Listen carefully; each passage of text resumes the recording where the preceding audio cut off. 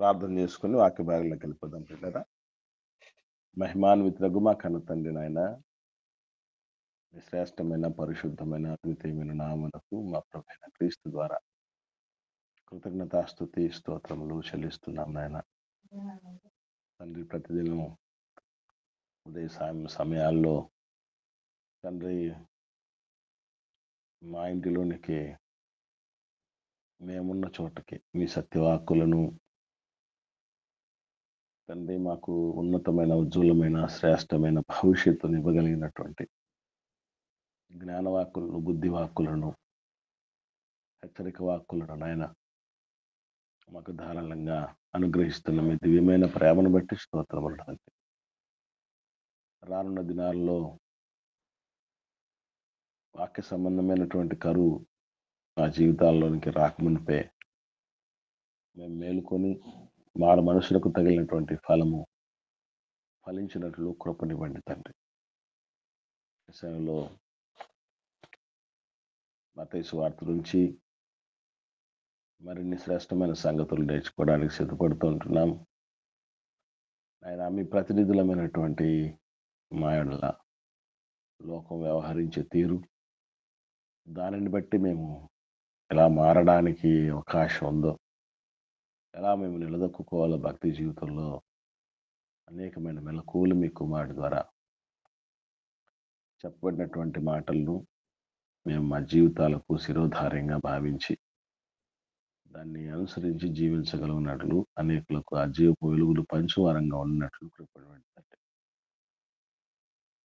ఈ online Bible తరగతుల కొరకు నాయన ఎన్ని కుటుంబాలైతే, ఎంతమంది అయితే మీ బిడ్డలు ప్రార్థించి ప్రయత్నించి ఆశ కలిగి ఉన్నారు, దేవాలందరినీ తగు రీతిన ఆశీర్వదించండి, సంతృప్తిపరచండి నాయన. మహిమ ఘనత ప్రభావం తద్వారా మీరే పొందుకనమని యేసుక్రీస్తు ప్రభుల వారి పరిశుద్ధమైన నామంలో ఈ ప్రార్థన మీకు సమర్పించి పొందుకుని ఉన్నాం తండ్రి, ఆమేన్. ప్రియమైన దేవుని బిడ్డలారా, మనందరి కన్న తండ్రి మనకు అనుగ్రహించిన ఈ చక్కని భాగ్యాన్ని బట్టి మొదటిగా తండ్రి అయిన దేవునికి క్రీస్తు ద్వారా కృతజ్ఞతాస్తుతి స్తోత్రాలు నేను చెల్లిస్తూ, ఉదయకాలమునే నిద్రను, ఆ మత్తును అధిగమించి దేవుడి సన్నిధానానికి వచ్చుటలో విజేతలైనటువంటి మీకు అందరికీ ప్రభువైన యేసుక్రీస్తు నామములో శుభాలు వందనాలను తెలియజేస్తున్నాను.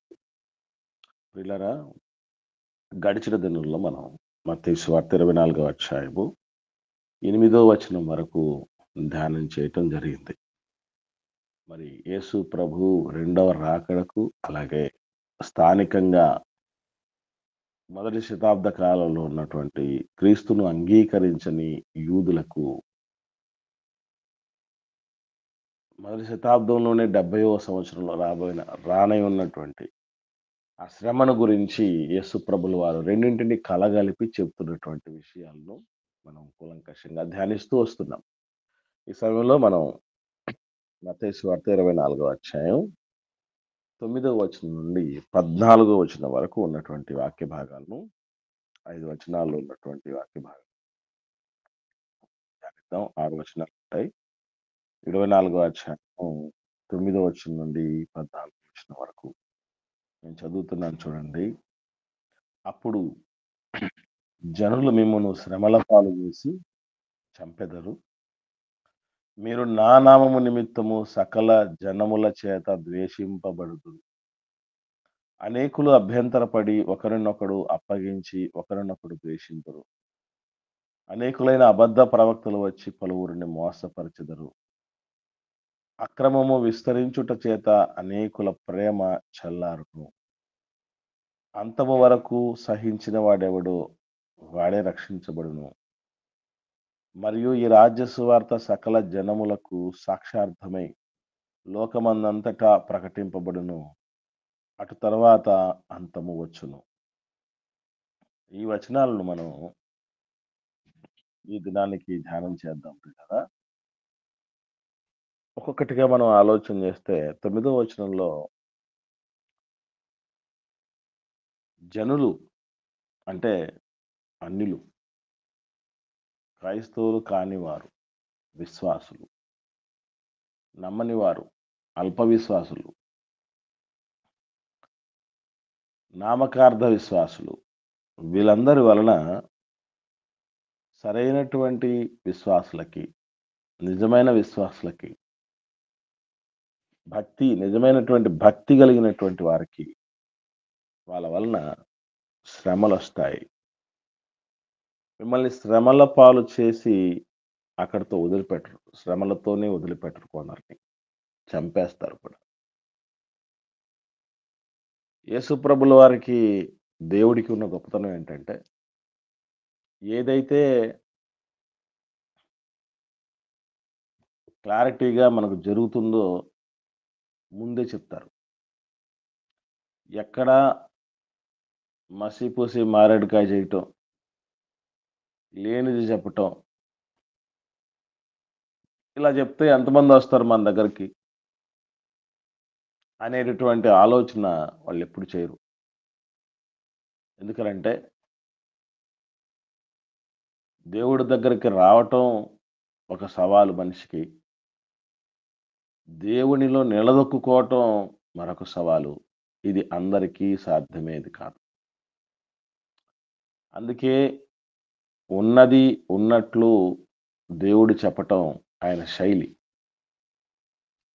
అందున మరలా ముందుగా ప్రమాదాన్ని చెప్తాడు దేవుడు. ముందుగా ప్రమాదాన్ని చెప్తాడు. పరిస్థితుల గురించి చెప్తాడు. ఈరోజు లోకంలో మనిషికి ఒక పాత్ర అనేది సమర్థవంతంగా పోషించకపోవటానికి కారణం ఏంటంటే, ఆ పాత్ర తాలూకు బలాలు, బలహీనతలు, ఆ పాత్ర తాలూకు సవాళ్ళు ఇవన్నీ ముందుగానే తెలుసుకోకపోవటం వల్ల, చేయకపోవటం వల్ల. ఎంతోమంది ఒరేయ్! ఇంతుంటుంది అని తెలిసి ఉంటే నేను ఇక్కడికి వచ్చేవాడిని కాదు. ఈ ఈ పని నేను చేసేవాడిని గాదు. నేను ఈ ఈ ఈ రోల్ ఈ పాత్రలోనికి వచ్చేవాడిని గాదు, వచ్చేదాన్ని గాదని ఎంతోమంది అనుకోనుంటారు. నిజంగా అది ముందే తెలుసుకొనుంటే దేవుడు గూడా అదే అంటాడు. మొదటిగా అన్నీ నువ్వు ఆహ్, ఓకే. నేను నిలదొక్కగలను. నా వల్ల అవుద్ది. అంటేనే రా. లేదు ఇదంతా నాకయ్యే పని గాదు. నాకు సెట్ అవ్వదు అనుకుంటావా? వదిలేసేయి. ప్రభువు తననుసరిస్తున్న వాళ్ళను లోకం ఎలా చూస్తుందనంటే, మీరు చీకటి నుంచి వేరైపోయారు. ఇప్పుడు చీకట్లో ఉంటే చీకటిని ప్రేమిస్తుంది. చీకటి నుండి వేరైనటువంటి వాళ్ళని అది వెలుగైపోయిందిప్పుడు. వెలుగుకు, చీకటికి పొత్తు కుదరదు. కత్తులు దూసుకోవటం తప్ప పొత్తులుండవు. ఖచ్చితంగా వాళ్ళ నుంచి ప్రతిఘటనొస్తుంది. వ్యతిరేకతొస్తుంది. దాని కొరకు మీరు సిద్ధపడాలి. ఇక్కడ మిమ్మల్ని అనేకులు శ్రమల పాలు చేస్తారు అని చెప్పినటువంటి ఈ శ్రమలు ఎలాగంటివి అంటే, నాటి అపోస్తలులు గావచ్చు, వారి వారసత్వాన్ని కొనసాగిస్తున్నటువంటి మనకు భౌతికంగా ఇలాంటివి జరగకపోవచ్చేమో గానీ, మానసికంగా ఎన్నో జరుగుతూ ఉంటాయి మనకి. వాటన్నిటిని గూడా తట్టుకునే పరిస్థితి ఉండగలిగితేనే ఆఖరిగా పరలోకం మనకి. అది అందరికీ అంత సులభంగా వచ్చేది కాదు ప్రియులారా. ఒకసారి చూద్దాం శ్రమల పాలంటే ఎటువంటి శ్రమల్లోకి వాళ్ళు వెళ్ళబోతున్నారనేది శిష్యులతో ఎస్పెషల్లీ చెప్తున్నాడు యేసుప్రభుల వారు. ఎందుకంటే ఈ ప్రశ్నే అడిగింది వాళ్ళే గదా! బాగా దగ్గరైనటువంటి వ్యక్తులే వచ్చి అడగడం జరిగింది ప్రభుల వారిని. అంటే వాళ్ళందరికీ శిష్యులకు చెప్తూ అద్భుతమైనటువంటి విషయాలను ఆయన మాట్లాడుతున్నాడు. మార్కు సువార్త 13వ అధ్యాయంలో శ్రమల పాలు చేస్తారు అని చెప్పిన దానికి ఒక స్పష్టమైనటువంటి విషయాలు తెలియపరచడం జరుగుతుంది. మార్కు సువార్త 13వ అధ్యాయము 9వ వచనం. మార్కు సువార్త 13వ అధ్యాయము 9వ వచనం. మిమ్మును గూర్చి మీరే జాగ్రత్త పడుడి. ఎలాంటి జాగ్రత్త? చూడండి. వారు మిమ్మును సభలకప్పగించెదరు. మిమ్మును సమాజ మందిరములలో కొట్టించెదరు. మీరు వారికి సాక్షార్థమై అధిపతుల ఎదుటను, రాజుల ఎదుటను నా నిమిత్తము నిలువబడెదరు. వాళ్ళు ఏం జేస్తారంటే మిమ్మల్ని కొడతారు వాళ్ళు. సమాజ మందిరాల్లోనే కొడతారు.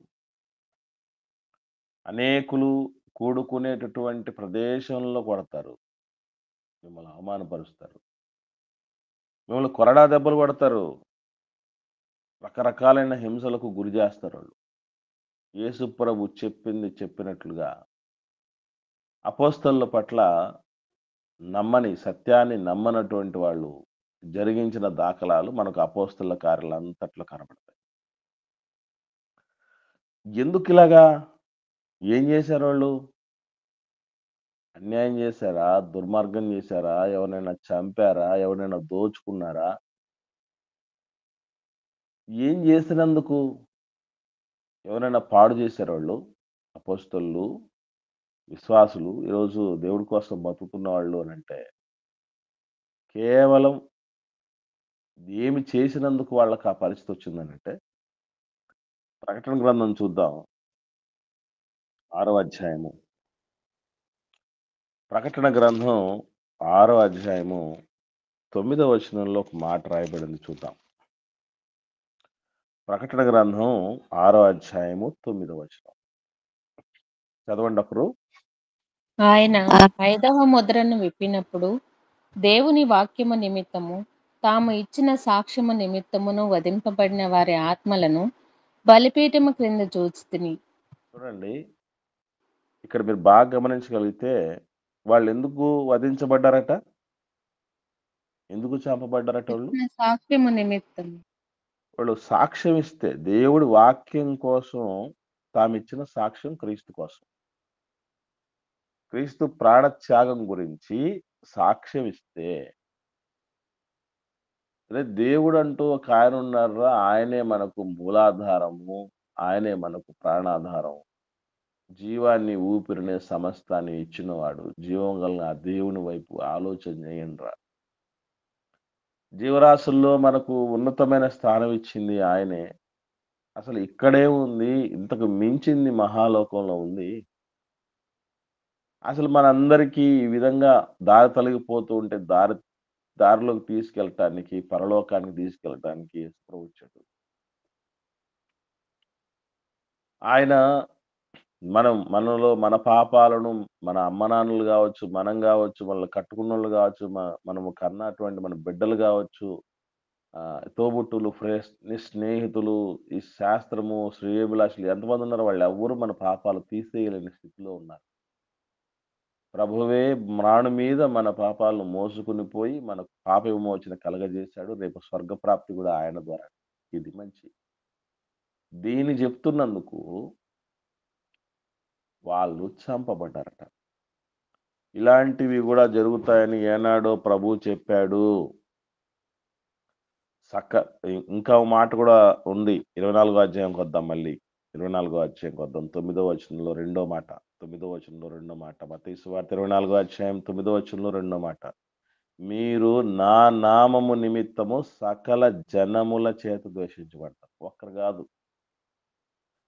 ఎంతమందైతే రక్షణలోనికి రారో, ఎవరైతే ఈ భక్తి తాలూకు నిజంగా ఇది ఆధ్యాత్మికమైన మంచి మత్తు.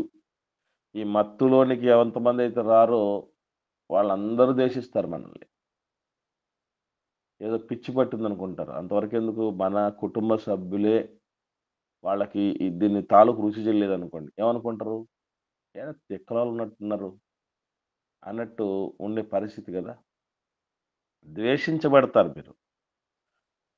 ఇలా ద్వేషించబడినందుకు ఏం జరుగుతుందంటే 10వ వచనంలో అంటున్నాడు, ఈ ద్వేషాలను తట్టుకోలేక ఉన్న వాళ్ళలోనే కొందరు అభ్యంతరపడతారు. ఇక్కడ జాగ్రత్త పడాలి మనం. వాళ్ళు ద్వేషించినందుకు అభ్యంతరపడి వదిలేసిపోయినటువంటి వాళ్ళు ఎంతోమందున్నారు. ఒకరినొకడు అప్పగించి ఒకరినొకడు ద్వేషించేస్తారు అని రాయబడింది. ఇది మనకు సంబంధించింది. విశ్వాసులలో ఒకరి ద్వేషాన్ని మనిషి సర్వసాధారణంగా ఒకరిని మనల్ని ద్వేషిస్తున్నారంటే మనం తట్టుకోలేము. మనకది ఇష్టం ఉండదు. ఎవరికైనా ఇష్టం అండి ఎవరైనా మనల్ని ద్వేషిస్తే? ఎవరైనా మనల్ని ద్వేషిస్తే మనకిష్టమా? లేదు నా లేదు ఇష్టపడను. ఎవరికి సార్. ఇష్టం ఉండదు. బాధగా ఎవ్వరికి ఉంటది. ఇష్టం. చాలా బాధగా ఉంటది. ఒకరు ద్వేషిస్తేనే ఇంత బాధ ఉంటే, అందరూ ద్వేషిస్తే? బేసికల్లీ మనకేమనిపిస్తుందంటే, ఇంతమంది ద్వేషిస్తున్నారంటే నేను ఏదో తప్పు చేస్తున్నానని అనిపిస్తదా లేదా? ఒకరిద్దరు ద్వేషిస్తేనే ఇలాగుంటే ఉన్నోళ్ళందరూ అందరూ సకల జనములు ద్వేషిస్తున్నారంటే, ఊరంతటిది ఒక దారి, ఊలిపిరి కట్టేది ఒక దారి అని ఒక సామెత. అట్లా సకల జనముల దారి ఒకటైతే, క్రైస్తవుల దారి సెపరేట్‌గా ఉంటది. దానివల్ల ఏమైపోతుందంటే ద్వేషించబడతాం మనం. ఎందుకనంటే మనం లోకపు పోకడలకు చాలా విరోధంగా ఆలోచన చేస్తూ ఉంటాం. ఉదాహరణకి వాళ్ళు ముహూర్తాల్లాంటివి నమ్ముతారు. వాళ్ళు దిష్టిని నమ్ముతారు. వాళ్ళు వాస్తుని నమ్ముతారు. వాళ్ళు చేతబడిని నమ్ముతారు. చిలంగి బాణామతి లాంటి వీటన్నిటిని నమ్ముతారు. రకరకాలుగా ఎవరో దిష్టి పెట్టేస్తే మాకేమో అయిపోతుందన్నటువంటి ఆలోచనలో వాళ్ళుంటారు. ముహూర్తాలు పెళ్లి పాస్టరైజ్ చేసినా ముహూర్తం మాత్రం బాపనే పెట్టాలనే ఆలోచన చేసేవాళ్ళు మన వాళ్ళలో కూడా కొంతమందున్నారు. ఇవి రకరకాలుగా ఉన్నాయి. ఇలాంటి వాటికి మనం విరుద్ధం. మా నేను నా మ్యారేజ్‌కి నేనే ముహూర్తం పెట్టుకున్నా. మీకు చాలా మంది చెప్పారనుకుంటా ఇంతకుముందు. ఎక్కడా చూపించింది లేదు. బాపనయ్యలు మనకు మించిన బాపనయ్యలు ఎవరున్నారు? అలాగా మనం ఇట్లా పోతూ ఉన్నప్పుడు ఏమైపోద్దంటే, ఇప్పుడు మనం వారం వర్జ్యం అనేది లేకుండా తింటూ ఉంటాం. కదా! కొంతమంది మరి మిగతా సోదరులు వాళ్ళు ఆచారాల పరిస్థితులు ఎట్లా ఉంటాయి? ఆ తిండి విషయాల్లో ఇదే గాదు. మనం అరేయ్! జీవము గల దేవుడురా మన తండ్రి దేవుడు. ఆయన ఇటువంటి మనం జేసుకున్న వాటిలో మనల్ని చేసిన వాడు దేవుడు తప్ప, మనము క్రియేట్ జేసుకున్నవాడు దేవుడు గాదని. ఇయన్నీ మనం చెప్తున్నప్పుడు వాడికి ఎలా అనిపిస్తదంటే, చాలా ఆక్రోషం అనిపిస్తది. వీడేంట్రా ప్రతి దానికి అడ్డం మాట్లాడతాడు అని అనుకుంటారు. హ్మ్. కాబట్టి ఇదంతా గూడా ఇలాంటి పరిస్థితుల మధ్య మనం వేరే వాళ్ళు ద్వేషిస్తున్నప్పుడు మనలో మనకే అభ్యంతరాలొస్తాయి. మనకే డౌట్ మనకొచ్చేస్తది. తప్పేమైనా జేస్తున్నామేమో, పొరపాటు జేస్తున్నామేమో, ఎందుకొచ్చింది అందరిని చెడ్డ జేసుకొని మనం ఏం సాధిస్తాం? కాబట్టి కలిసిపోదాం నలుగురితో పాటు అని ఆలోచన జేసేటువంటి వాళ్ళు గూడా ఉంటారు. కాబట్టి దేవుడు ఎన్నో సందర్భాల్లో ఇలాంటి పరిస్థితులొస్తాయి గాబట్టే అద్భుతమైన విషయాలు జెప్పాడు. ఏమనో ఒకసారి చూద్దాం మనం. పేతురు గారు రాసిన మొదటి పత్రికలో అపోస్తలుడైనటువంటి పేతురు గారు రాసిన మొదటి పత్రిక, మొదటి అధ్యాయము 6, 7 వచనాల్లో ఇందువలన మీరు మిక్కిలి ఆనందించుచున్నారు గాని, అవసరమును బట్టి నానా విధములైన శోధనల చేత ప్రస్తుతమున కొంచెము కాలము మీకు దుఃఖము కలుగుచున్నది. శోధనలు ఎన్నున్నాయట? శోధనలు ఎన్నున్నాయటండి? నానా విధములైన శోధన. నానా విధములైన శోధనలు. ఒక రకమని కాదట. నానా విధములైన శోధనలు మీకు కలుగుతూ ఉంటాయి. నశించిపోవు సువర్ణము అగ్ని పరీక్ష వలన శుద్ధపరచబడుచున్నది గదా! దానికంటే అమూల్యమైన మీ విశ్వాసము ఈ శోధనల చేత పరీక్షకు నిలిచినదై, యేసుక్రీస్తు ప్రత్యక్షమైనప్పుడు మీకు మెప్పును, మహిమయు, ఘనతయు కలుగుటకు కారణమగును. కాబట్టి శోధనలు వచ్చినప్పుడు పరీక్షకు నిలవాలి. అభ్యంతర పడటం ఎంతసేపు పనండి? వదిలేసి రావటం ఎంతసేపు పనది? దాన్ని సాధించుకోగలగాలి. హ్మ్. ఏదో మీకు తెలుసో తెలీదో మామూలుగా గాంధీ గాంధీ యుగం అనేటటువంటి 3 యుగాలున్నాయి స్వతంత్ర పోరాటంలో. అతివాద యుగం, మితవాద యుగం, గాంధీ యుగం అని. గాంధీ యుగం చాలా మీరు ప్రే ప్రే అండ్ పిటిషన్ అని అంటారు ఆయన విధానాన్ని. అంటే ఆహ్, వాళ్ళని అభ్యర్థించటం, "అయ్యా మమ్మల్ని వదిలేసి ఎళ్ళండి దయచేసి" అని చెప్పటం. పిటిషన్ రాయటం, లేదా మౌనంగా ఉండటం. ఇంక ఏం మనం సహాయం నిరాకరించటం. ఇలాగే ఉంటది తప్ప రక్తపాతాల అహింస అనేటటువంటి పద్ధతిలో ఆయన వెళ్ళిపోతాడు. అట్లాంటి ఆయన గూడా ఏమని ఒకరోజు నినాదం ఇచ్చాడో తెలుసా మీకు? డూ ఆర్ డై అన్నాడు. చదువుకున్నోళ్ళకి తెలిసుంటది. డూ ఆర్ డై అంటే నిలబడతావా? పోతావా?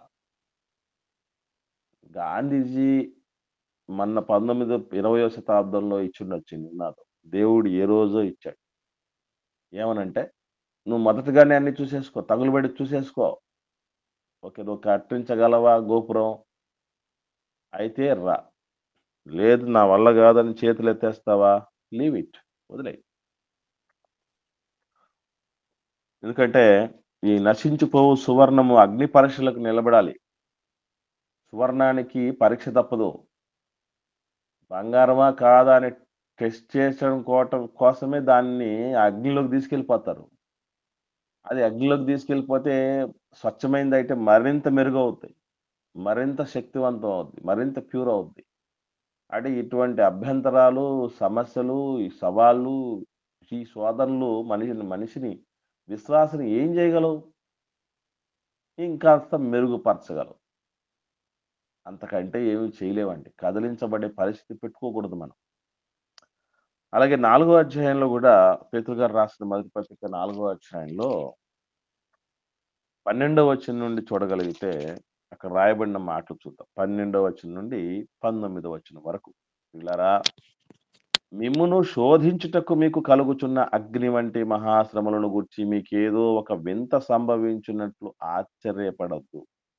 ఎందుకు ఆశ్చర్యపడతారు వింతని? ఇది కొత్తగా ఇదేంటి నేనెప్పుడు ఎక్స్‌పెక్ట్ చేయలేదే అనుకోవద్దు అంటున్నాడు. కామన్‌గా జరిగిపోయేటటువంటి పరిస్థితట హింస అనేటటువంటిది, శోధన అనేటటువంటిది. ఎందుకంటే క్రీస్తు మహిమ బయలుపరచబడినప్పుడు మీరు మహానందముతో సంతోషించు నిమిత్తము, క్రీస్తు శ్రమలలో మీరు పాలువారై ఉన్నంతగా సంతోషించండి. క్రీస్తు నామం నిమిత్తం మీరు నిందల పాలైన యెడల మహిమా స్వరూపైన ఆత్మ అనగా దేవుని ఆత్మ మీ మీద నిలుచుచున్నాడు గనుక మీరు ధన్యులు. మీలో ఎవడు నరహంతకుడుగా గాని, దొంగగా గాని, దుర్మార్గుడుగా గాని, పరుల జోలికి పోవాడుగా గాని బాధ అనుభవింప తగదు. ఎవడైనను క్రైస్తవుడైనందుకు బాధ అనుభవించిన యెడల అతడు సిగ్గుపడక ఆ పేరుని బట్టే దేవుని మహిమపరచాలి. తీర్పు దేవుని ఇంటి యొద్ద ఆరంభమగు కాలము వచ్చియున్నది. అది మన యొద్దనే ఆరంభమైతే దేవుని సువార్తకు అవిధేయులైన వారి గతి ఏమగును? మరియు నీతిమంతుడే రక్షింపబడట దుర్లభమైతే, ఉన్నవాడివే పడిపోతే మరి భక్తిహీనుడు పాపి ఎక్కడ నిలుస్తాడు? కాబట్టి దేవుడి చిత్త ప్రకారం బాధపడదాం మనం. సత్ప్రవర్తనను కలిగి ఉందాము. ఇలా ఉంటూ నమ్మకమైన సృష్టికర్తకు మన ఆత్మలను అప్పగించుకుందాము అన్న అద్భుతమైనటువంటి హితం పేతురు గారు పలికారు. కనుక మనకు అభ్యంతరాలు కలుగుతాయి. చుట్టూ దేవుని బిడ్డల మీదకి అనేక రకములైన దాడులు, హింసలు ఇవన్నీ వస్తున్నప్పుడు ఇంత రిస్క్ మనకు అవసరమా అనిపిస్తూ ఉంటుంది. అదే ప్రభువు చెప్పిన మాట.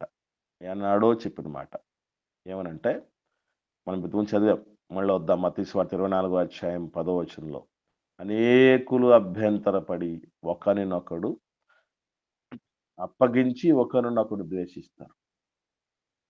అప్పటిదాకా ప్రభువును నమ్మిన వాళ్ళి విశ్వాసపు గుంపులో ఉన్నటువంటి వాళ్ళు అభ్యంతర పడితే, ఈ ప్రభువులో ఉన్నటువంటి వాళ్ళని మనం ద్వేషిస్తాం.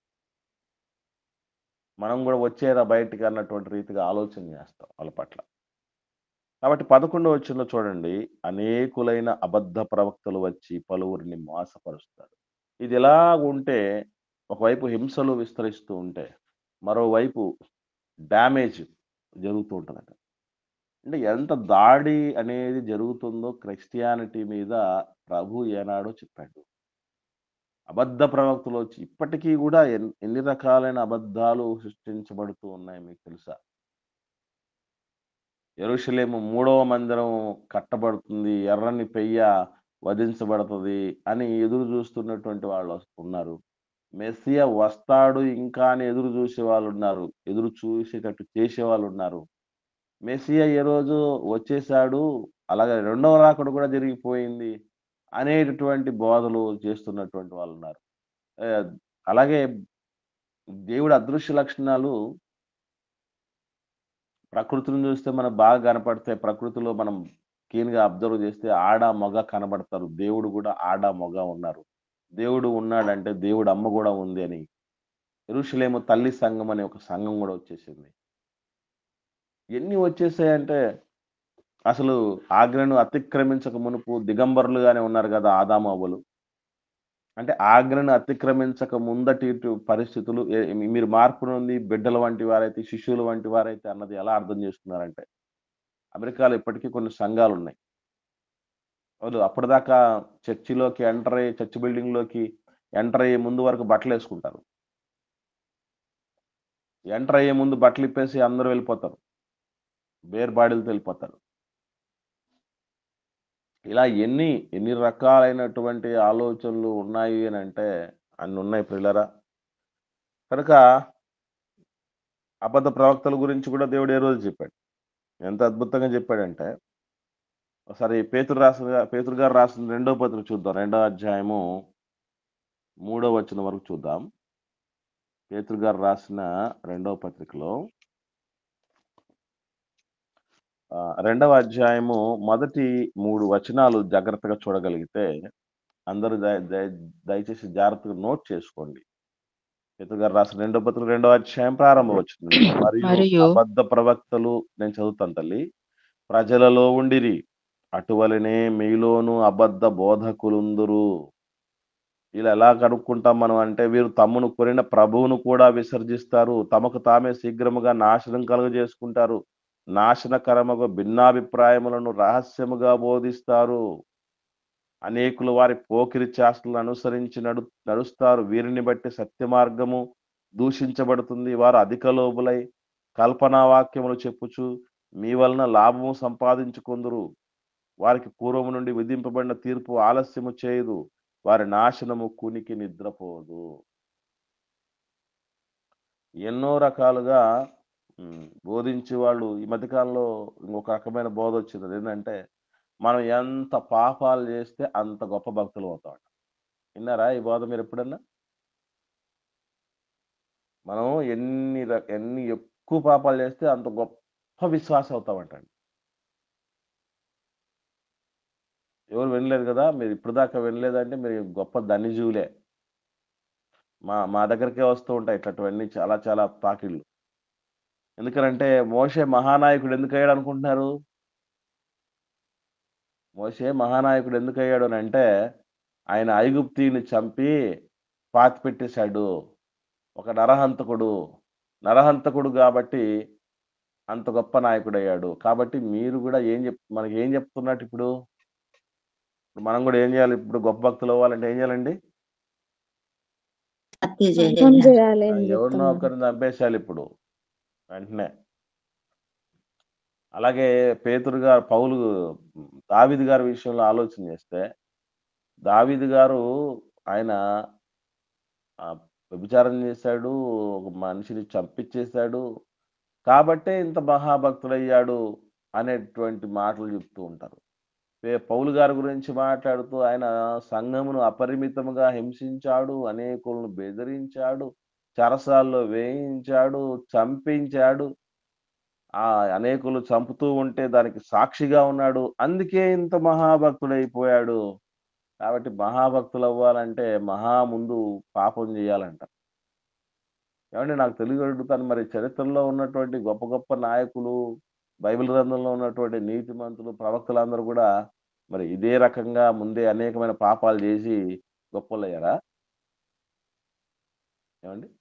యేసుప్రభు ఏ పాపం జేసి ఈరోజు పరలోకంలో ఉన్నవాళ్ళలో గాని, భూమి మీద ఉన్నవాళ్ళలో గాని, భూమి క్రింద ఉన్నవాళ్ళలో గాని, ప్రతి వాని మోకాలు క్రీస్తు నామమున వంగే పరిస్థితికి తీసుకొని రావడం జరిగిందంటారు? ఇదే భిన్నాభిప్రాయాలు. ఇలాగ అబద్ధాలు చెప్పేటటువంటి వాళ్ళు ఎంతో మంది లేకపోలేరు. హ్మ్.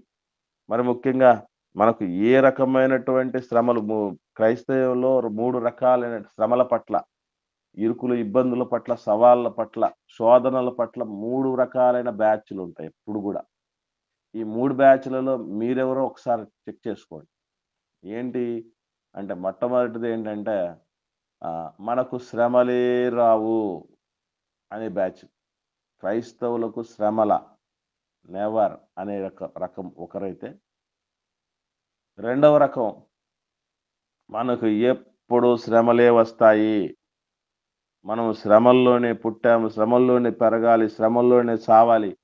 శ్రమ, శ్రమ, శ్రమ. శ్రమలు తప్పవు, శోధనలు తప్పవు. జీవితాంతం ఇది ఉంటదని నమ్మే బ్యాచ్ రెండోది. మూడో బ్యాచ్ ఏంటంటే, మనకు శ్రమలు వస్తాయి కొన్ని విషయాల్లో. కొన్ని విషయాల్లో శ్రమలు రావు అనేటటువంటి ఆలోచన చేసేవాడు. ఇప్పుడు నేను అడుగుతున్నాను, మీరు ఇంతకు ఏ కోవలో ఉన్నారు? నా ప్రశ్న అర్థమైందండి? శ్రమలొస్తాయి కానీ వాటిని తట్టుకొని నిలబడే శక్తి గావాలని ప్రార్థించే కోవలో ఉన్నాంనా. నేను 3 బ్యాచ్‌లు చెప్పానమ్మా. మూడో బ్యాచ్‌నా? రైట్. అది చెప్పాలి. మూడో బ్యాచ్‌లో సిస్టర్ ఉన్నారు. ఇంక 1, 2 బ్యాచ్‌లలో ఎవరున్నారు? 1, 2 బ్యాచ్‌లలో ఎవరు ఉండకూడదు. అది మంచిది గాదు. ఎందుకనంటే, మనకు ఎప్పుడూ శ్రమలే ఉంటాయనేది కూడా రాంగే. మళ్ళీ చెప్తున్నా. ఎప్పుడూ శోధనలే ఉంటాయి, ఎప్పుడూ శ్రమలే ఉంటాయనేది కూడా పొరపాటే. అలాగని ఎప్పుడు శ్రమలు రావు అనేది కూడా పొరపాటే.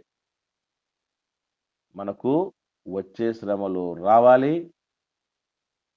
బైబిల్ గ్రంథంలో కొత్త నిబంధన చట్టంలో పలానా విషయాల్లో శ్రమలు రాకూడదు అనేటటువంటి స్పష్టమైన సిగ్నల్స్ కూడా ఉన్నాయి.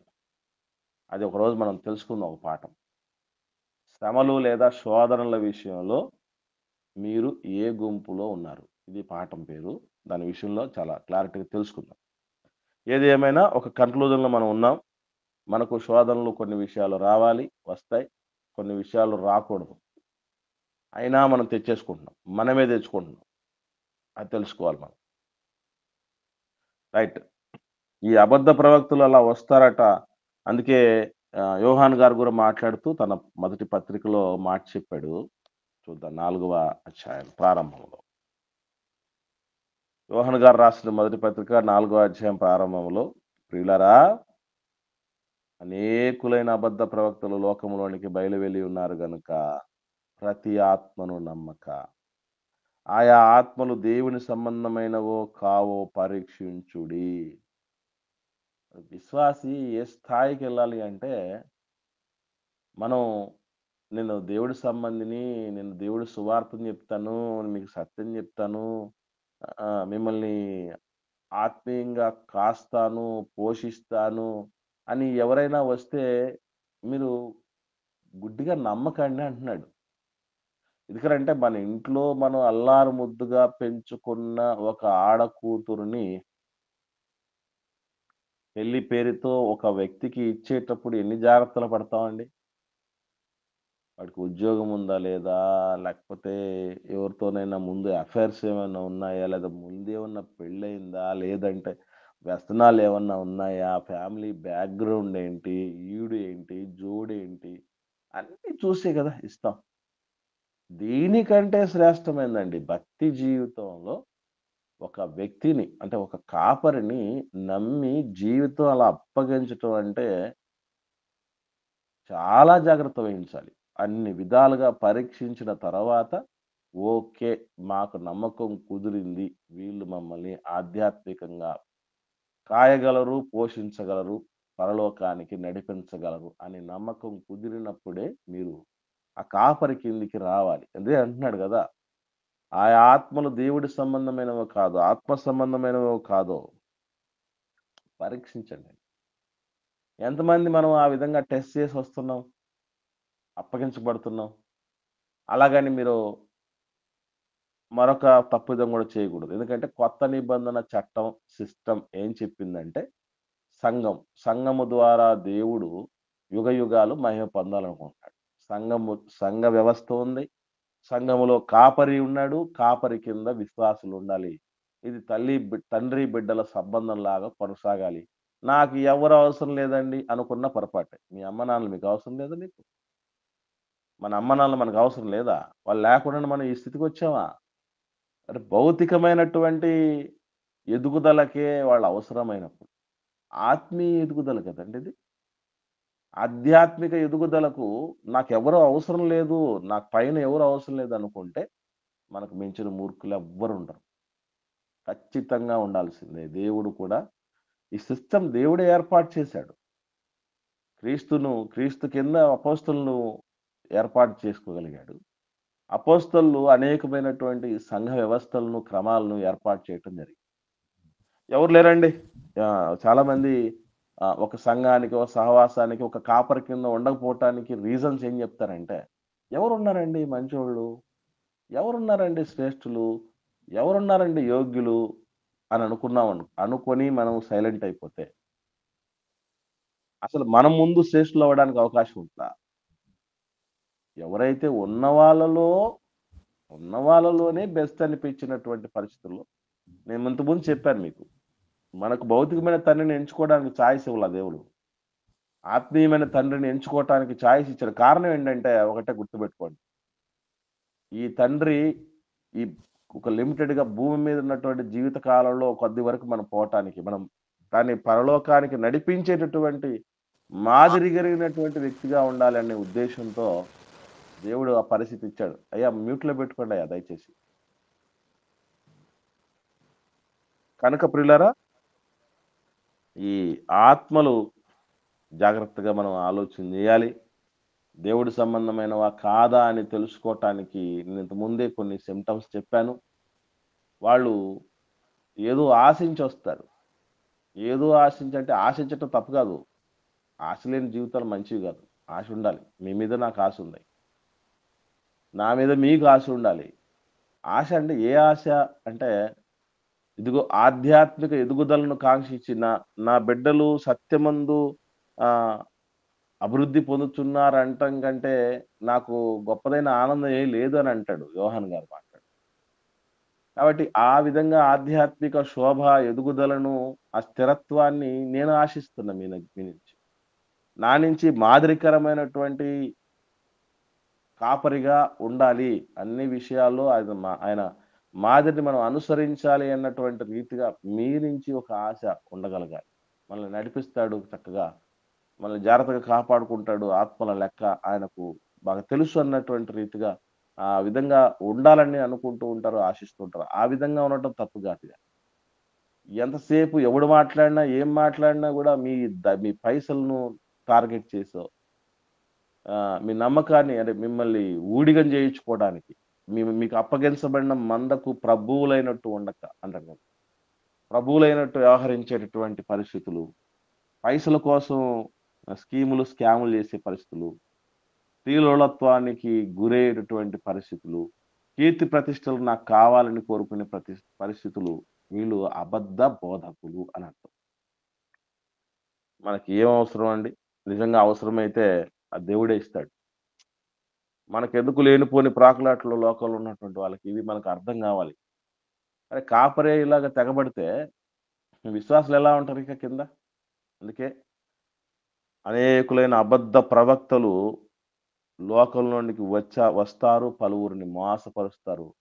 మోసపోతున్న వాళ్ళ జాబితాలో మనం ఉండకూడదు. అది ప్రభు చెప్తున్నటువంటి ఒక మంచి మెలకువ.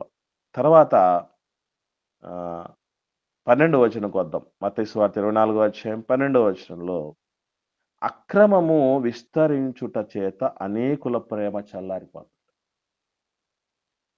ఈ ప్రేమ దేవుడి పట్ల ఉన్న ప్రేమ, సంఘం పట్ల ఉన్న ప్రేమ, క్రీస్తు పట్ల ఉన్న ప్రేమ, పరిశుద్ధాత్ముని పట్ల ఉన్న ప్రేమ, పరలోకం పట్ల ఉన్న ప్రేమ, పాపి పట్ల ఉన్న ప్రేమ. ఈ ప్రేమలు చల్లారిపోతాయి. దేనివల్ల అంటే బేసికల్లీ మన చుట్టూ అక్రమాలను చూసి చల్లారిపోతున్నటువంటి పరిస్థితులే లోకంలో ఎక్కువ మంది కనబడతాయి. 99% మంచిగా ఉన్నోడు గూడా చెడిపోవడానికి కారణం ఏంటంటే, చుట్టూ ఉన్న పరిస్థితులను జూసి విరక్తి పొందినటువంటి స్థితులే లోకంలో ఎక్కువ మనకు కనబడతాయి.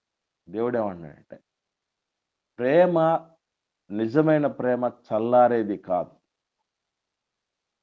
అది పరిస్థితుల ప్రభావానికి లోనైపోయి ఆరిపోయే ప్రేమ కాదు. ఎవరో యేసుప్రభు ప్రేమ గురించి అద్భుతమైన పాట రాశారు. అది పట్టారు. మీరు విన్నారో లేదో? ఆరని ప్రేమ ఇది, ఆర్పజాలని జ్వాల ఇది అని పాట విన్నారా? విన్నాం. విన్నాం నా ఆర్పజ్వాలని అద్భుతం. ప్రేమే. ఆ! అవును. అద్భుతమైనటువంటి పాటది. అంటే మన ప్రేమ ఇటు దేవుడి పట్ల, ఓ సంఘం పట్లో, పాపి పట్లో, మనం పొందబోయే లోకం పట్లో. అరే! నేను ఎలాగైనా ఎదిగిపోవాలి దేవుడిలో అన్నటువంటి ఆ ప్రేమ, ఆ ఆశ ఎప్పటికీ చల్లార్చుకోకూడదు. ఎందుకంటే ఈరోజు ఒంట్లో వేడి తగ్గిపోతే ఏమైపోయినట్టు చెప్పండి? వేడి చల్లారిపోయిందనుకోండి. బాడీ అంతా చల్లబడిపోయిందనుకోండి. ఏమైపోయినట్టు చెప్పండి? మరణించినారని చనిపోయారని అర్థం. చనిపోయారు అని అర్థం. అదెప్పుడు ఆ వేడి ఉండాలి. వాడి వేడి ఎప్పటికి తగ్గకూడదు భక్తి జీవితంలో. వయసు తగ్గిపోవచ్చు. శరీరం కృంగిపోవచ్చు. కానీ మనలో లోనున్నటువంటి ఆ శక్తి ఎప్పటికి కూడా దిగునీకృతం పెరిగిపోతూ, ఎదిగిపోతూనే ఉండగలగాలి. అదే చెప్తున్నాడు. ప్రభువుల వారు ఈ మాట చెప్పింది మనకున్న ప్రేమ చల్లారిపోవాలని కాదు. అలా చల్లారిపోయే ప్రమాదముంది. జాగ్రత్త పడండి. దేవుడెప్పుడు ఒక దాని మీద మనం ఫోకస్ చేస్తూ ఉంటాడు. ఏమనంటే ఒకసారి చూద్దాం. ఎఫెసీ సంఘంతో మాట్లాడుతూ ప్రకటన గ్రంథం రెండో అధ్యాయంలో ఎఫెసు సంఘం గురించి మాట్లాడుతూ ప్రారంభం చూడండి. ఎఫెసు సంఘంతో మాట్లాడుతున్న సందర్భం అని మనకు అర్థం అవుద్ది. ఎఫెసులో ఉన్న సంఘపు దూతకు ఇలాగు రాయుము అన్నాడు గదా! రైట్. ఇప్పుడు చూద్దాం. ఏమని నేరారోపణ జరుగుతుందో సంఘం మీద, ఈ నేరారోపణ మన మీద గూడా దేవుడు చేయటానికి అవకాశం ఉందో లేదో మనం తెలుసుకుంటాం. 4వ వచనం ఒకటి చదవండి. 4వ వచనం.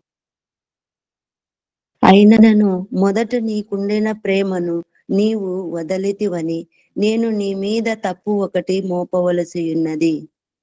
చూడండి. ఏమైందటండి? మొదట ఉండిన ప్రేమ. ఈ విషయంలో చాలామంది బాధపడతారండి. ముఖ్యంగా భర్త నాకు తెలిసి జీవితంలో ఒక్కసారైనా భార్యతో అని ఉండొచ్చు. భార్య కూడా జీవితంలో భర్తతో ఒక్కసారైనా అని ఉండొచ్చు. ఏమనంటే, ముందులా ప్రేమించట్లేదండి మీరు. అమ్మాయి నువ్వు ముందులాంటి ప్రేమ కలిగి ఉండట్లేదు అని వీళ్ళు చెప్తూ ఉంటారు. చాలా బాధ కలుగుతుందది దానివల్ల. మనం గూడా ప్రేమలకు ఏం చేస్తామంటే అప్ అండ్ డౌన్స్ స్థాయిలు అనేది పెట్టుకొని అయితే అతివృష్టి లేకపోతే అనావృష్టి అన్నటువంటి రీతిగా ఉండేవాళ్ళు.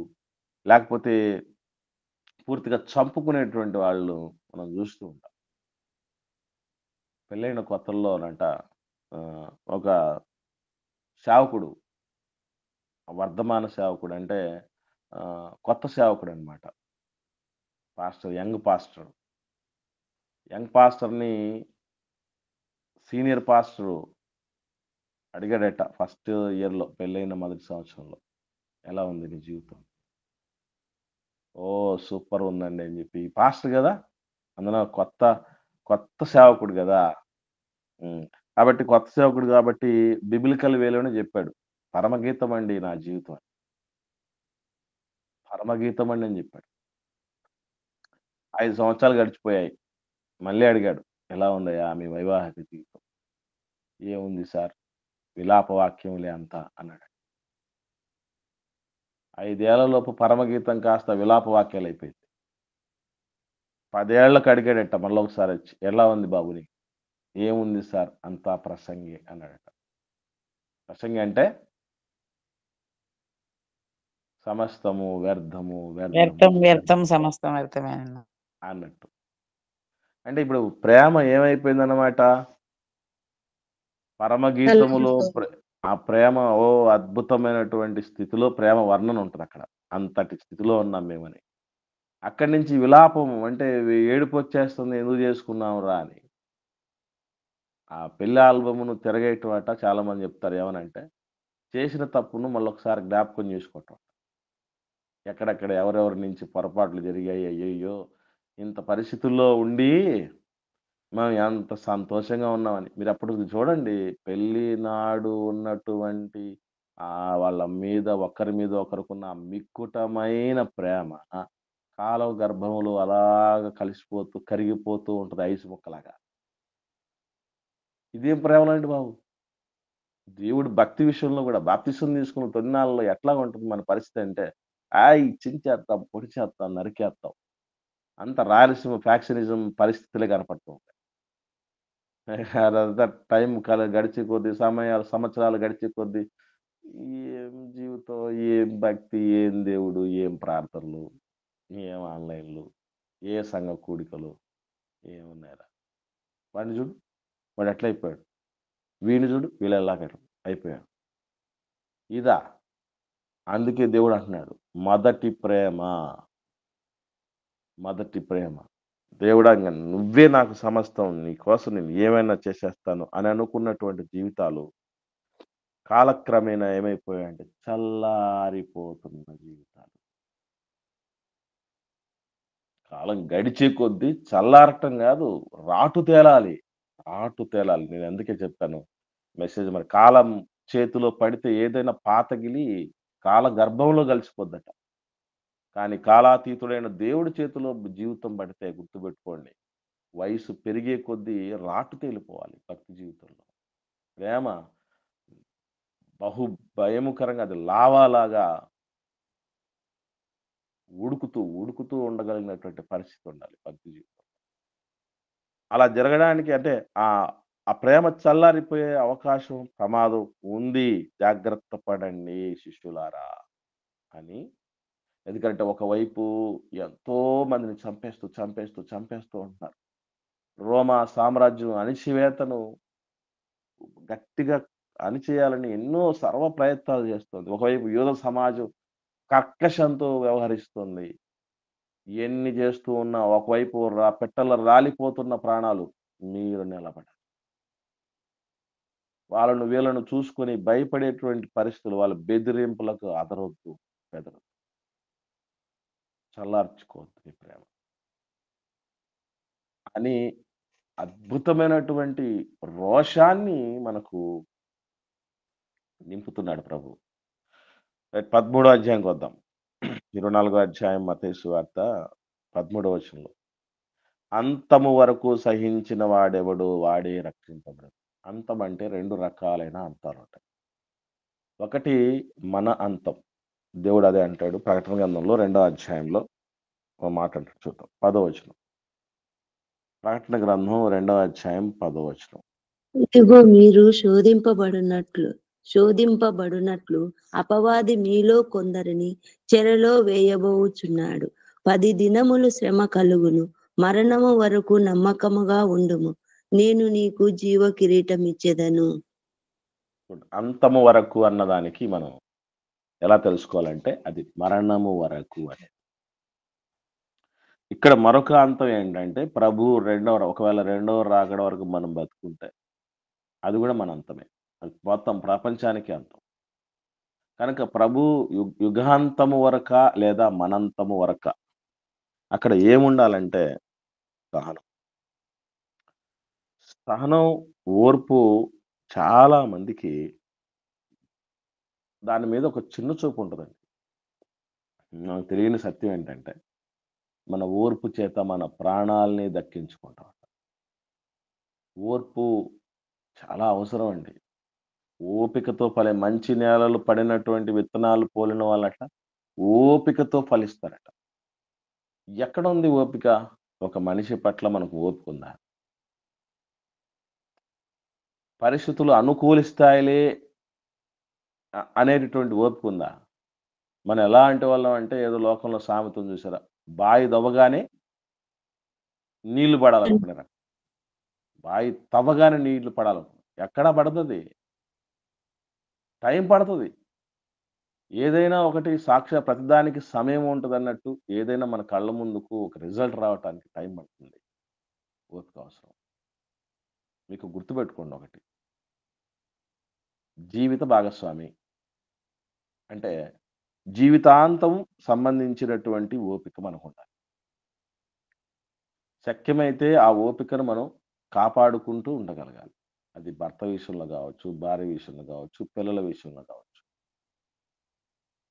ఓపిక చాలా అవసరం. దేవుడు అంటున్నాడు, సహించండి. సహించిన వారిని ధన్యులు అని అనుకుంటున్నాము కదా! మనకు ధన్యత వద్దా? చాలా అవసరం. నేనెప్పుడూ ఒక మాట చెప్తూ ఉంటాను. ఎక్కువ కష్టాలు, ఎక్కువ శ్రమలు, ఎక్కువ సవాళ్ళు, ఎక్కువ శోధనలు ఎవరికొస్తున్నాయంటే వాళ్ళు బలవంతులు అని అర్థం. ఎందుకంటే మీరు సహించగలిగినంత కంటే నేను ఎక్కువ ఇవ్వనంటే ఎందుకు అన్ని ఇస్తున్నానంటే మీకు కెపాసిటీ ఎక్కువ ఉందని అర్థం. వాటిని భరించగలిగిన శక్తి, సామర్థ్యం నాకు శోధనలు ఎప్పుడన్నా తక్కువైనాయనుకోండి, నేనేమనుకుంటానంటే వీడికి ఇంతే కెపాసిటీ, వీడు ఇంతకు మించి మోయలేడు, వీడికి పెట్టకూడదు. దేవుడికి తెలుసు. నా వల్ల కావట్లేదండి అనే పరిస్థితి ఉంటే, వల్ల కావట్లేకపోతే ఆయనే తీసేస్తాడు. ఏదన్నా అడ్డు ఉంది అనుకుంటే మనకి, ఆయనే తీసేస్తాడు. మనం ఏం ఆలోచన చేయాల్సిన పర్లేదు. మన ముందు మనకున్నదంతా సహనమే. సహించేటటువంటి గుణం చాలా మంచిది ప్రియులారా. మరి మీ విషయంలో నాకు ఉన్న సహనం ఏంటంటే, ఏ రోజుకైనా అంటే ఒక మనిషిని మనం ఆన్‌లైన్‌కి తీసుకొచ్చే విషయం గావచ్చు, ఆన్‌లైన్‌కొచ్చిన వాళ్ళు పరిపూర్ణతలోనికి వెళ్ళే విషయం గావచ్చు. ఇది Rome was built not built in a day. అంటే రోమా మహాపట్టణం అనేది ఒక రోజులో కట్టబడింది గాదట. ఎన్నో సంవత్సరాలు పట్టింది. ఎన్నో వేల లక్షల మంది కష్టపడ్డారు. ఎంతో పెట్టుబడి పెట్టారు. ఒక కట్టడమే అంత కష్టంతో, అంత ఓపికతో కూడి, అంత సవాలుతో కూడింది, అంత వ్యయంతో కూడింది, అంత ప్రయాసతో కూడింది. ఆత్మీయ జీవితపు కట్టడం గదండీ! ఇది ఒక రోజు, 2 రోజులతో, ఒక సంవత్సరం, 2 సంవత్సరాలతో అయిపోయేది కాదు. ఆన్‌లైను కరోనాకు మాత్రమే అనుకున్నాం మేము. తానొకటి తలిస్తే దైవం ఒకటి తలిచాడు అనే మాట అంటారు. ఒరేయ్! దీనికి మాత్రమే కాదురా పరిమితం. నీకు అవసరం రా ఇదంతా. ఎంతో కాలానికి కావాలని. దేవుడు నడిపిస్తున్నాడు. ఆ ఓపిక ఉండగలగాలి. ఎందుకది అప్పుడయిపోయింది. మొత్తం తీసేశారు. కరోనా అయిపోయింది గదా! దీన్ని తీసేద్దాం. బర్డెనిది. నిర్వాహకులకు బర్డెను, చెప్పేవాళ్ళకి బర్డెను. సులభమైన విషయం అనుకోండి. మీరు జాయిన్ అవ్వటమే ఎంత కష్టం అంటే, రోజు ప్రిపేర్ అయ్యి చెప్పగలగాలంటే అదెంత కష్టం. రోజు ప్రిపేర్ చేయించాలంటే ఒకరిని ఎంత కష్టం. ఒకరిని రోజు జాయిన్ చేయించడానికి ప్రయాసపడాలంటే ఎంత కష్టం అనుకుంటున్నారు. ఓపిక ఉండాలి. భక్తి జీవితంలో ఓపిక చాలా ప్రధానమైంది. అలా ఎవరైతే సహించగలుగుతూ ఉంటారో వాళ్ళే ఏమవుతారట? రక్షణ పొందుతారట. నాకు తెలియని విషయం ఏంటంటే, ఈ మాట రక్షించబడినోళ్ళకా? రక్షణ లేనోళ్ళకా? రక్షింపబడిన వారికి రక్షించబడినోళ్ళు మళ్ళీ రక్షించబడడం ఏంటి? దాన్ని ఎలా అర్థం రక్షణ లేని చేసుకోవాలి చెప్పండి? వాళ్ళకేమో అన్న. కడ వరకు రక్- విశ్వాసాన్ని కాపాడుకోవాలగా. ఇక్కడ ఒకటి వెరీ గుడ్ అమ్మా. ఇక్కడ గుర్తుపెట్టుకోండి. ఇక్కడ అంతవరకు సహించువాడు రక్షించబడునంటే, ఈ మాట చెప్తున్నది రక్షించబడిన వాళ్ళకే. మరి ఇక్కడ మరలా రక్షణ ఏంటి అనంటే, అది పరలోకానికెళ్ళేది అని అర్థం. పరలోకానికి వెళ్ళగలిగిన వాళ్ళు ఎవరంటే ఓపిక పరులు. దేవుడే ఓపిక గలిగిన వాడు. ఓపిక గలిగిన ఆయన దగ్గరికి పోవాలంటే మనకు ఓపిక లేకపోతే ఎట్లాగా? హ్మ్. ఏమండి? రైట్. కాబట్టి అలాంటి పరిస్థితి చాలా అవసరం. 14వ వచనంలో ఈ రాజ్య సువార్త సకల జనములకు సాక్షార్థమై లోకమందంతటా ప్రకటించబడుతుంది.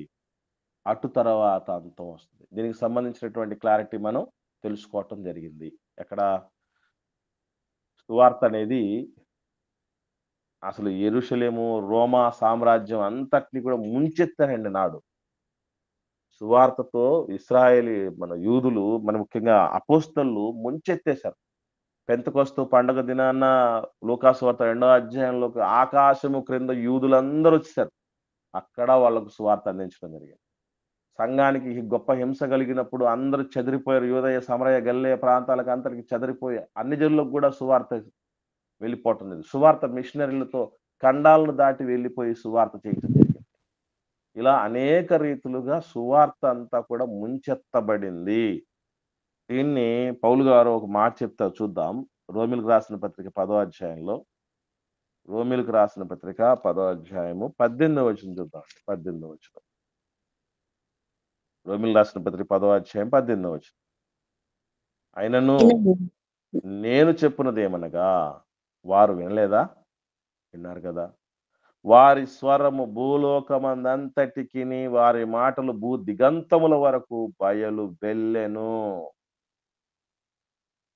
వారి స్వరం ఎక్కడి దాకా పోయిందంటే భూలోకం అంతటికి వెళ్ళిపోయిందట. వారి మాటలు భూ దిగంతాల వరకు వెళ్ళిపోయాయి.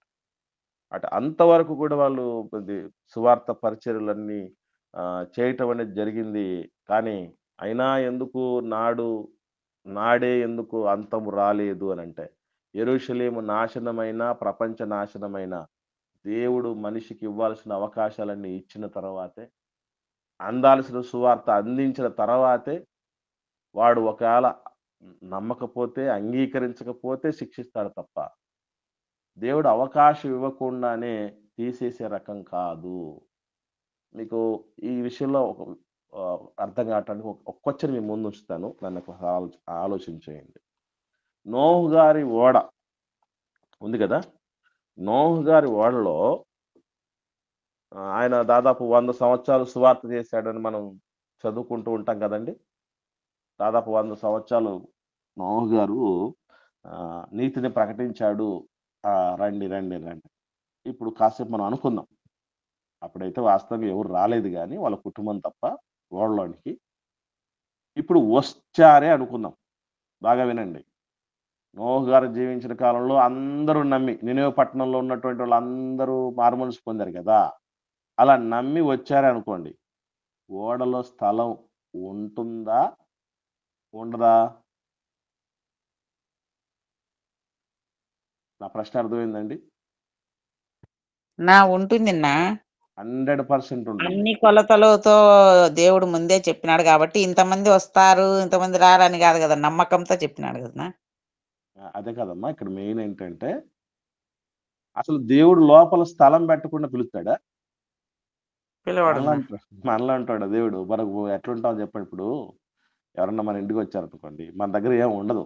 భోజనం చేసే టైంలో వచ్చారనుకోండి, లోపల ఏముండదు. కానీ ఏం పిలుస్తాం, మనం ఏం చేస్తాం, మనం భోంచేస్తురండి అంట. రండి భోజనం చేద్దురు రండి అని పిలుస్తాం కదా. అట్లా కాదు దేవుడు. అలా పిలవటం తప్పు అని నేను అనట్లేదండి. మళ్ళీ చెప్తున్నా, దేవుడితో పోల్చినప్పుడు మనలాగా ఉండదు పరిస్థితి. ఖచ్చితంగా దేవుడు ప్లేస్ ఉంటేనే రండి అంటాడు. కాబట్టి ప్లేస్ పెట్టి అవకాశం ఇచ్చి మనల్ని చేతులు చాచినటువంటి వాడు దేవుడు.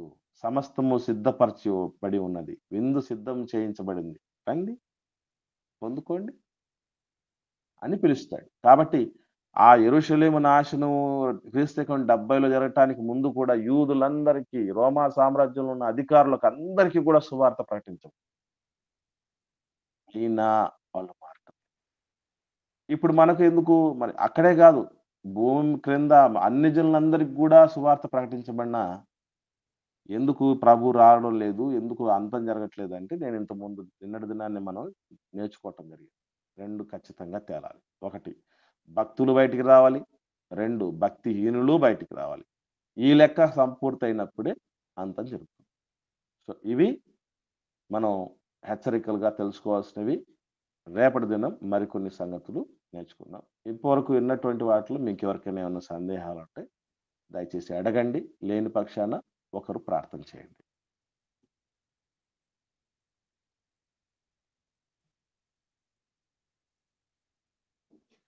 మరొక ప్రార్థన చేయండి. ప్రార్థన చేసుకుందామండి. ప్రార్థన. ప్రేమ నమ్మకము గల మా ప్రియ పరలోకపు తండ్రి, మీ నామానికి ఎనలేని కృతజ్ఞతాస్తుతులు స్తోత్రములు చెల్లించుకుంటున్నాం దేవా. ఇదిగోనైనా గడిచిన కాలం అంతయు మీ కృప చొప్పున, మీ కాపుదల చొప్పున నాయన మమ్మల్ని అందరినీ నన్ను తండ్రి సజీవ లెక్కలో ఉంచి, నేను ఇటువంటి నన్ను తండ్రి మీ శ్రేష్టమైన విలువైన మాటలను వినుటకు నన్ను తండ్రి వాటి ప్రకారం జీవించాలని నన్ను తండ్రి ఆశ కలిగి నన్ను తండ్రి ఎంతమంది అయితే నన్ను నీ బిడ్డలు నాన్న తండ్రి ఉదయకాలంలో నాన్న తండ్రి ప్రాంత కాలంలో నాన్న తండ్రి మీ యొక్క పాద సన్నిధికి వచ్చి నాన్న తండ్రి వారి యొక్క ఆశను నాన్న తండ్రి మీ యొద్ద నాన్న తండ్రి వ్యక్తపరుచుకుంటున్నారు ప్రభా, వ్యక్తపరుచుకుంటున్నాము. మీరు బాహాటంగా ఎరిగి ఉన్నారు తండ్రి నాయన. ఆశ గల ప్రాణాన్ని తృప్తిపరిచిన దేవుడు మీరు కనుక నాయన తండ్రి, ఇదిగోనైనా ఎన్నో విలువైన సంగతులు నాయన తండ్రి మాకు నాయన అనుదినము నూతనంగా నాయన తండ్రి తెలియజేస్తున్నారు ప్రభా.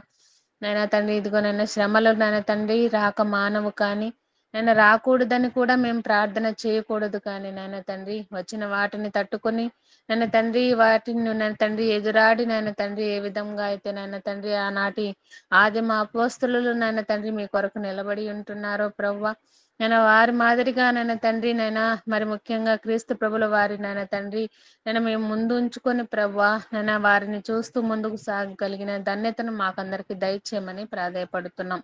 నాయన తండ్రి అన్నగారు నాయన తండ్రి ఎన్నో కొత్త విషయాలు నాయన తండ్రి తాను నేర్చుకుంటూ నాయన మాకందరికి నేర్పిస్తున్నారు ప్రభు నాయన తండ్రి. నేను ఇంకా మెండైన జ్ఞానాన్ని నాయన తండ్రి నేను ఇంకా మంచి ఆరోగ్యాన్ని ఆయుష్ను అన్నగారికి ప్రసాదించి నాయన తండ్రి కుటుంబం చుట్టూ మీ కంచెను వేసి నాయన తండ్రి సంరక్షించమని ప్రాధాయపడుతున్నాం. ఇటు నాయన తండ్రి ధన్యతను నాయన తండ్రి ఎంతో మంది అవకాశం ఉండి కూడా రాలేకపోతున్నారు ప్రభు, వారిని క్షమించి మరొక తరుణాన్ని వారికి అనుగ్రహించమని ప్రాధాయపడుతున్నాం తండ్రి. వచ్చిన మేమందరము కూడా నాయన తండ్రి నాయన తృప్తికరంగా నాయన తండ్రి ఆత్మీయ ఆహారము భుజించి నాయన తండ్రి మేలులు పొందుకోవడం మాత్రమే కాదు కానీ నాయన తండ్రి అనేక మందిని నాయన తండ్రి ఈ యొక్క ఆన్లైన్ పరిచర్యలో నాయన తండ్రి నైనా బాలి భాగస్తులను చేసుకుంటూ ముందుకు సాగలిగే ధన్యతను మాకు కూడా దయచేయమని ప్రాధాయపడుతున్నాం.